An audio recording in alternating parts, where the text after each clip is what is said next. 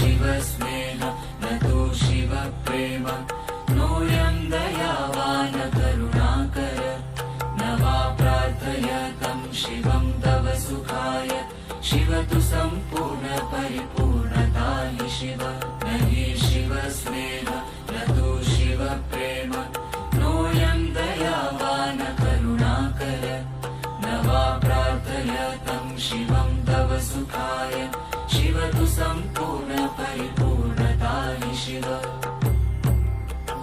गया गौरव के तहत आज आप सबों का परिचय हम गया के काशी खंड में विराजमान श्री भैरव स्थान मंदिर से कराएंगे, जो बाबा भैरव जी के छठे रूप का महास्थान है और पूरे भारतवर्ष ही नहीं विश्व भर में प्रसिद्ध है। यह स्थान अति प्राचीन है और यहाँ की महत्ता से न सिर्फ यह शहर वरन पूरा बिहार और भारतवर्ष के लोग इतने परिचित हैं कि जब कभी भी वो गया आते हैं यहाँ का दर्शन अवश्य करते हैं। आइए मंदिर में दर्शन किया जाए। प्राणिभ्य शिलाभ्यश्च नित्यं न हि शिव स्नेह न तु शिव प्रेम नोऽयं दयावान करुणाकर न वा प्रार्थयतं शिवं तव सुखाय शिव तु सम्पूर्ण परिपूर्णता हि शिव।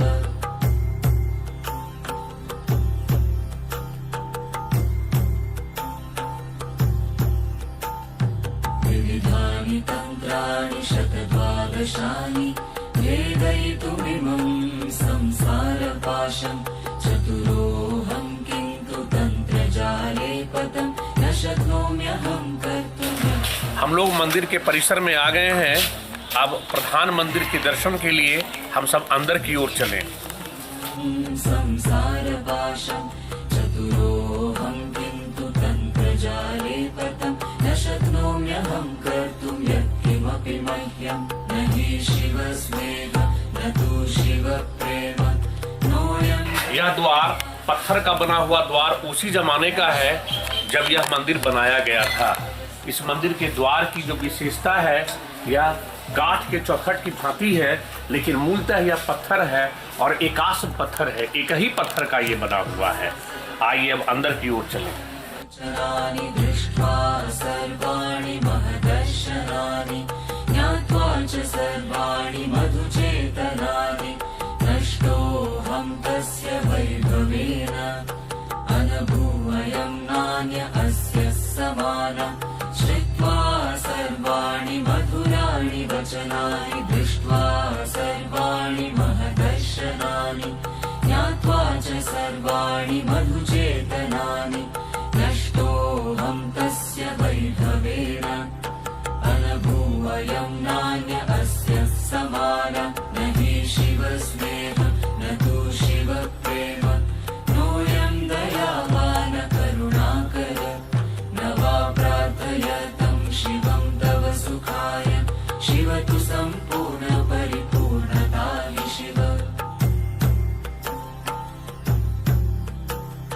विश्वासं मा कुरु निश्चल शिवम् अस्य निश्चलत्वेन आकृष्टोऽहम् अयमेव मार्गम् इति अमन्येऽहम् अवगतो अधुना अयमेव अन्त्यम् विश्वासं मा कुरु निश्चल शिवम्। हम सब बाबा भैरवनाथ के गर्भगृह में आ चुके हैं। यह मंदिर गया क्षेत्र ही नहीं संपूर्ण मगध के भैरव स्थानों में सर्वप्राचीन है और ऐसा माना जाता है कि गया तीर्थ के स्थापक जो हैं गयासुर जी, उनके कुलगुरु का यह स्थल है। यहाँ बाबा का जो रूप पूजनीय है वह रुद्र कपाल के रूप में है, जिन्हें कपाल भैरव के रूप में संपूर्ण देश में अभिहित किया जाता है। यहाँ गर्भगृह के मध्य भाग में कोई मूर्ति नहीं, वरन बाबा का मस्तक रूप भी है, जिसे आप साफ साफ देख सकते हैं। यह मस्तक रूप अपने आप में अन्यतम अद्वितीय है और इसके बगल में वह सब सिद्ध महात्माओं के द्वारा लगाया हुआ त्रिशूल और उनके दंड के साथ साथ डमरू और प्राचीन क्षेत्र विराजमान है। यहाँ पर अंदर में इस स्थान के साथ ही साथ ताखे पर पुरानी मूर्तियों में कुछ अलग अलग चीज है जिसे देखने लायक है और इसके बारे में लोग जानना समझना चाहते हैं। यह मूलतः उमा महेश्वर, काल भैरव और बटुक भैरव के साथ साथ गणपति और हनुमान जी की मूर्ति मूल रूप से स्थापित है। इन मूर्तियों में सिद्धि प्रसिद्धि इस बात से है कि जो भी यहाँ आते हैं वो इन मूर्तियों का दर्शन अवश्य करते हैं और साथ ही साथ इसका पूजन पाठ भी आराधना आवश्यक रूप से करते हैं। ऐसे तो यहाँ प्रत्येक शनिवार, रविवार और मंगलवार को दूर दूर के भक्त आते हैं, लेकिन हर एक महीने के कृष्ण पक्ष अष्टमी और साल का एक भैरवाष्टमी जो मार्गशीर्ष महीने में अर्थात अगहन महीने के पहले पक्ष का जो अष्टमी तिथि होता है, यहाँ भैरव जी की जयंती मनाई जाती है और उस उपलक्ष्य में यहाँ विशेष समारोह होता है। पूरे दूर दराज के लोग यहाँ आते हैं और बाबा के नाम का आराधन करते हैं, उनके श्री चरणों में अपनी भक्ति निवेदित करते हैं। और सच मानिए तो भैरव जी का यह पुण्य प्रताप ही है कि भक्तों को किसी प्रकार की कोई कमी नहीं रह जाती है। भैरव जी का यह मंदिर गुप्तकालीन मंदिर का स्पष्ट नमूना है, जिसमें 2 द्वार हैं और प्रथम जो द्वार है उसके एक तरफ गंगा और दूसरे तरफ जमुना विराजमान है। इनके चौखटों का निर्माण मूलतः पाषाण स्तंभ से ही हुआ है। इसके ऊपर नवग्रह का चित्रण भी देखा जा सकता है, जिसके ठीक नीचे गणपति का भी रूप है और यह उसी जमाने से स्थापित है जब मंदिर का निर्माण किया गया। इस मंदिर के निर्माण में ईंटे का प्रयोग कहीं नहीं है, यह पाषाण खंड पे आधारित है और इसके छत भी पूर्णतः सपाट देखा जाए। गुप्तकालीन मंदिरों की भांति शिखर विहीन यह मंदिर है।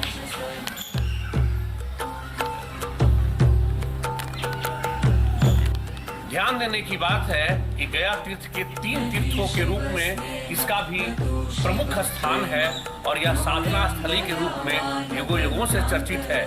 जिस प्रकार भगवान विष्णु के स्थान में भगवान विष्णु के दाहिने चरण की पूजा, माता मंगला गौरी के स्थान में माता जी के पंच प्रवर्धन की पूजा की जाती है, ठीक उसी प्रकार यहाँ बाबा का कोई मूर्ति नहीं वरन उनके मस्तक की पूजा की जाती है और यह रुद्र कपाल के नाम से स्थापित है, जिसकी वर्णन विभिन्न पुराणों के साथ साथ वायु पुराण में विशेषकर है।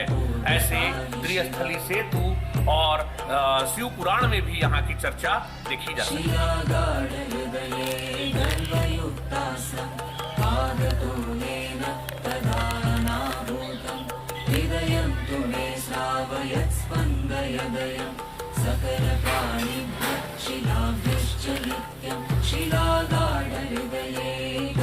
यहाँ की मूर्तियाँ मूलतः बीच में उमा महेश्वर, एक तरफ देवी जिसे ज्ञासवरी देवी कहते हैं और दूसरे तरफ भी उमा महेश्वर की यह मूर्ति बालकालीन है, जो बड़ा ही प्रसिद्ध है और प्रसिद्धिदायक इस नाम पर भी है कि यहाँ के पूजन पाठ करने वाले तो मनोवांछित फल की प्राप्ति होती है। उमा महेश्वर का यह स्थान अपने आप में भैरव स्थान के धार्मिक शरीर को और भी विशेष रूप से महिमा मंडित करता है और उसे आगे बढ़ाता है।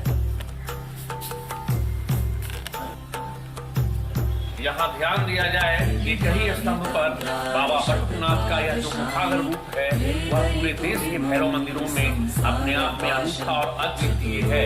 बाबा का यह मस्तक का मूल भाग और भी विशाल था, लेकिन निर्माण काल में इसके भाग थोड़े से विघ्न होने के बाद इस रूप में यहाँ स्थापित कर दिया गया। इसके अंदर में भैरव जी का बटुक रूप मूलतः देखा जा सकता है, जिसकी पूजा मूल भैरव मंदिर के साथ आवश्यक रूप से भक्त लोग किया करते हैं।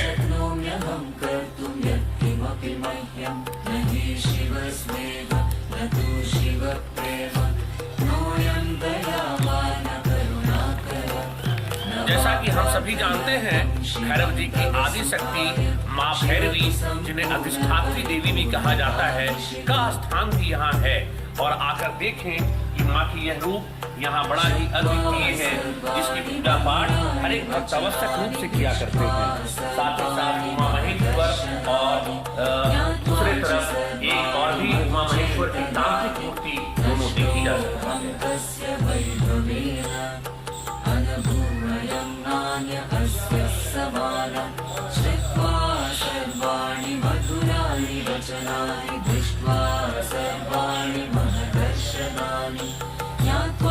सर्वाणि मधुचेतनानि नष्टोऽहं तस्य वैभवेन अनुभूवयं नान्य अस्य। भैरव स्थान का यह मंदिर प्राचीन काल में शिव पूजन का एक महनीय केंद्र था, जहाँ शिव पूजा से जुड़े हुए वृतांत आज भी पाषाण खंड पर इस रूप में देखे जा सकते हैं। यह विशेष रूप से उल्लेखनीय है, जहाँ बीच में शिवलिंग, एक तरफ नंदी और दूसरे तरफ पूजा करता आपस में ऐसे बने हैं कि यह पूजन के प्राचीन रूप को मूलतः स्थापित प्रमाणित करता है।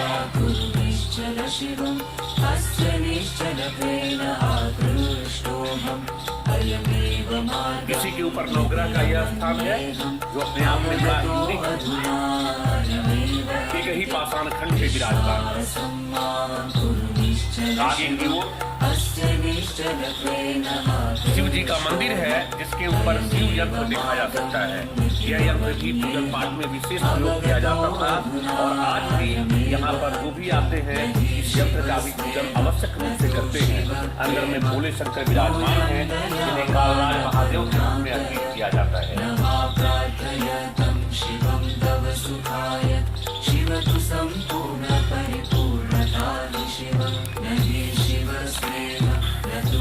कहते हैं जब से यह भैरव स्थान है, तब से यह प्राचीन वृक्ष यहाँ शोभायमान है। इस वृक्ष को ध्यान से देखें, इस वृक्ष में एक ही साथ बर और पीपल दोनों का उपस्थिति विराजमान है और इसके नीचे कुछ मूर्तियों को बाद में जब मंदिर का नवनिर्माण किया गया उसको यही निश्चित कर दिया गया। सबसे पहले इधर से आकर देखें, यहाँ पे दशावतार की मूर्ति, भगवान विष्णु के दशावतार की मूर्ति, उसके बाद महेश्वर का खंड, उसके बाद त्रिमहादेवी, देवी का 3 भैरवी रूप, फिर माता भैरवी का प्राचीन मूर्ति, फिर सूर्य नारायण की मूर्ति, उसके बाद भगवान विष्णु की मूर्ति, प्राचीन स्तंभ और अंत में मनौती स्तूप को देखा जा सकता है, जिसका बौद्ध धर्म में बड़ा ही विशिष्ट स्थान है। इसे सहस्त्र महादेव के रूप में भी लोग पूजते हैं, जहाँ भगवान बुद्ध की छोटी मूर्तियां मिलाकर 1000 मूर्तियां शोभित की।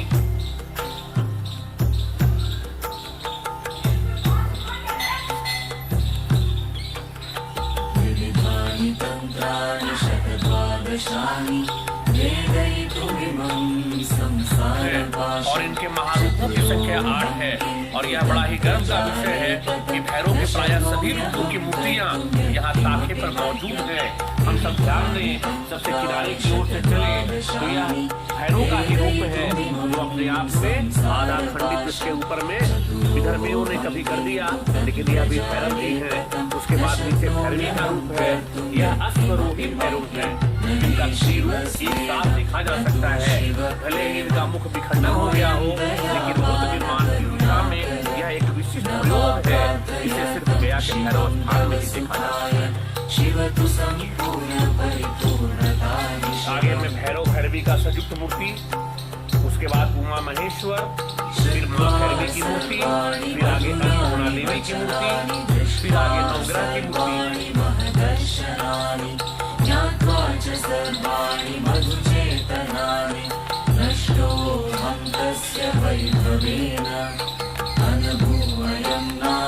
इस पर भी विशेष ध्यान दिया जाए, जो प्राचीन प्रवेश द्वार के ऊपर खंड में विराजमान बताया जाता है। ऐसे कुछ मूर्तियां इस पेड़ की जड़ में भी अभिहित हो गई है, एक मूर्तियां वहाँ देखा जा सकता है, जिसे जड़ ने अपने आगोश में ले लिया है। यह भी एक शिव का विशेष लिंग है, जो अब इसके मात्र 25% भाग ही नजर आते हैं, इस पेड़ के जड़ में ही समाहित है। यह माँ काली की मूर्ति है।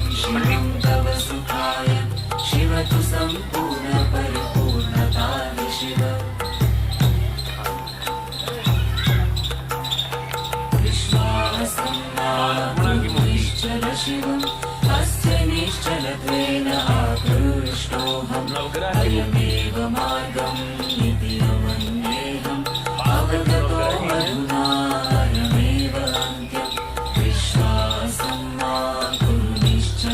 ये सूर्य नारायण जी उस ताखे में उमा महेश्वर विराजमान है। थोड़ा सा वहाँ पे बालू रखने के कारण पेड़ पौधे निकल आए हैं, लेकिन वहाँ पे उमा महेश्वर की बड़ी ही प्राचीन मूर्तियां हैं। यहाँ पर देख रहे हैं, यहाँ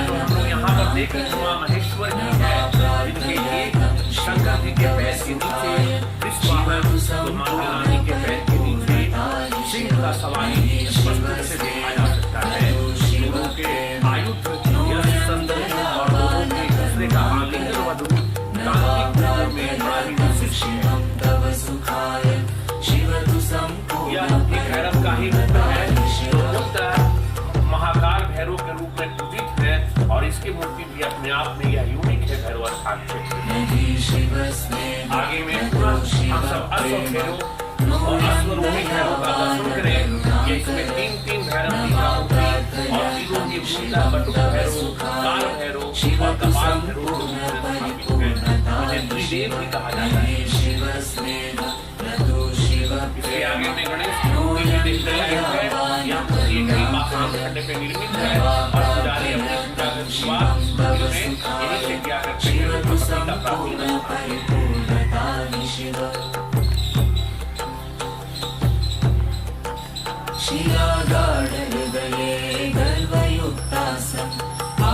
इस कार्य पर ध्यान दिया जाए। यहाँ काली का स्थान है और काली की अपने आप में बड़ा है।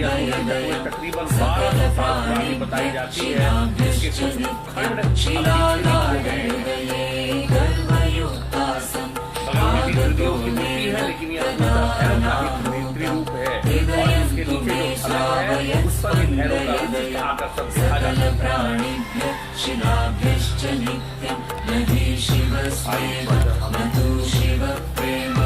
इसका पुजारी का प्रवेश हुआ करता है, लेकिन यहाँ भी कुछ प्राचीन मूर्तियाँ हैं जिसमें अपने आप में ये सावधान बड़े ही प्राचीन और प्रसिद्ध है। यहाँ एक तरफ साधक महात्माओं के बैठने का स्थान तो दूसरे तरफ प्राचीन हवन कुंड है।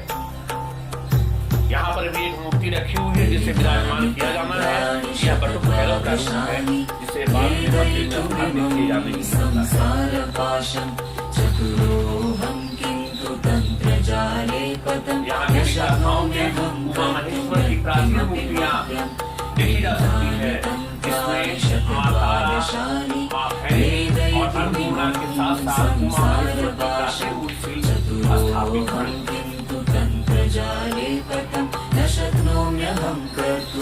नीचे में भी है उमा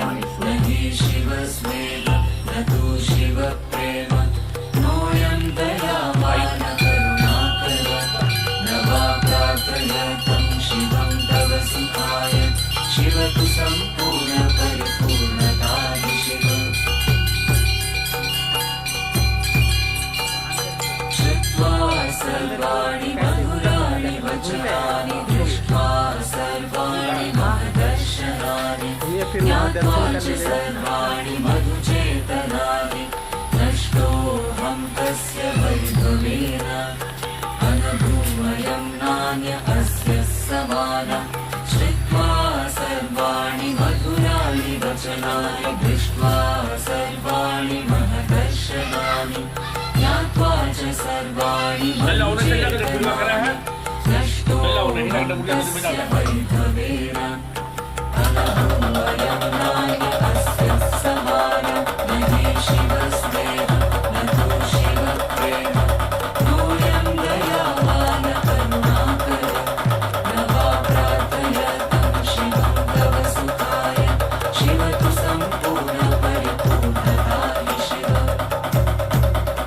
प्रसिद्ध मंत्र है जो मंदिर के नवनिर्माण के बाद यहाँ पे लगा दिया गया है। इस मंत्र की सिद्धि प्रसिद्धि बहुत अधिक है और भक्तों के लिए बड़ा ही कल्याणकारी है। बाहरी परिसर में 2-3 प्राचीन मंदिर के साथ साथ यहाँ के पुजारियों की समाधि क्षेत्र में देखी जा सकती है। यह एक प्राचीन मंदिर हनुमान जी का है। पाषाण खंड पे निर्मित एकाश पाषाण का यह रूप हनुमान जी का बड़ा ही विशिष्ट है और यह बड़े सिद्धिकारक माने जाते हैं। जो भी शनिवार और मंगलवार को यहाँ आकर बाबा का आराधना करता है, हनुमान जी के नाम की ज्योति जागृत करता है, उसके सब काम संपन्न हो जाते हैं। ऐसा यहाँ से जुड़े हुए भक्तों का अटल विश्वास है।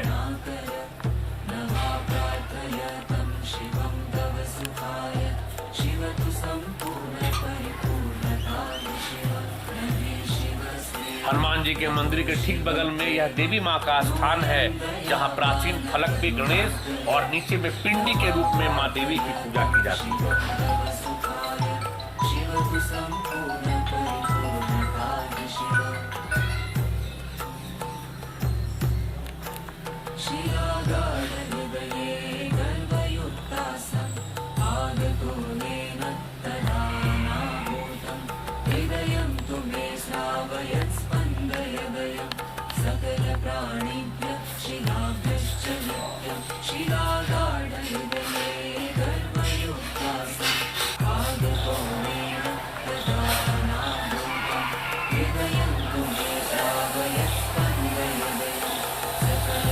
हम सभी जानते हैं भैरव जी का एक महान रूप है महाकाल भैरव। यही महाकाल भैरव मूलतः बनारस के तीर्थपाल माने जाते हैं और कहा जाता है कि बनारस में रहने वाले हर एक लोगों का पाप पुण्य का ब्यौरा यही रखते हैं। ठीक इसी प्रकार गया का यह कपाल भैरव गया तीर्थ के तीर्थपाल हैं और यहाँ भी भैरव जी की अलग अलग किस्म की अपनी मूर्तियाँ जो भी है वह धर्म जगत में विशिष्टता को धारण किए हुए हैं। ऐसे ही एक मूर्ति का रूप यहाँ आकर देखें जो महाकाल की ही है और इस चबूतरे पर जो विराजमान है यह बड़े ही महत्वकारी हैं। यहाँ हर एक भैरव अष्टमी के अलावे शनिवार, मंगलवार, रविवार को दूर दूर के भक्तों का आगमन होता है और ये भैरव जी का महाकाल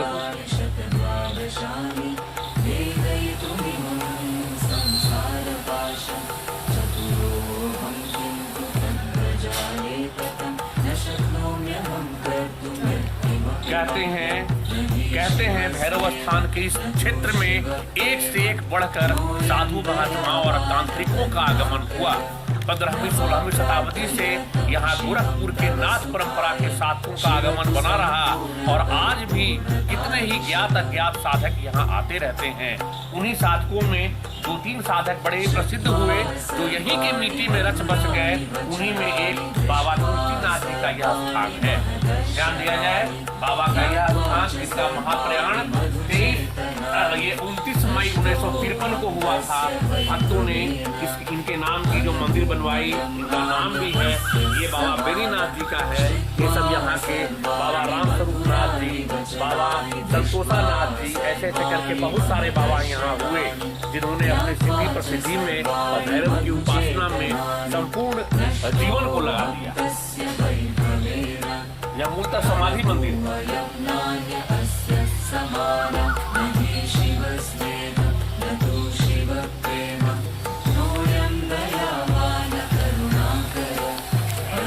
पीछे में भी यह भी समाधि मंदिर है जो बाबा ही का स्थान है।